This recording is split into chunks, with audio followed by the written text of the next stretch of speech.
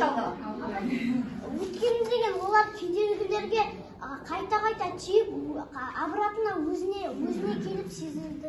Иә, мына сонда сезілдіріп, кәдімгі не болды? Қолымызға сезілді. Ал айтпақшы бұл дыбысты кедергілерге тигендіктен біз қолымызды қойдық қой.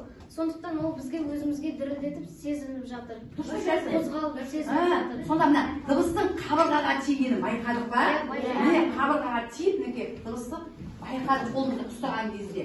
Дұрыс айтасыздар. Мінекей дыбыстың шағылуы осындай болады. Түсінікті ме дыбыстың шағылуы? Доптың жарға тиіп, кері қайтқаны секілді. Дыбыс та қабырғаға тиіп, кері қайтып.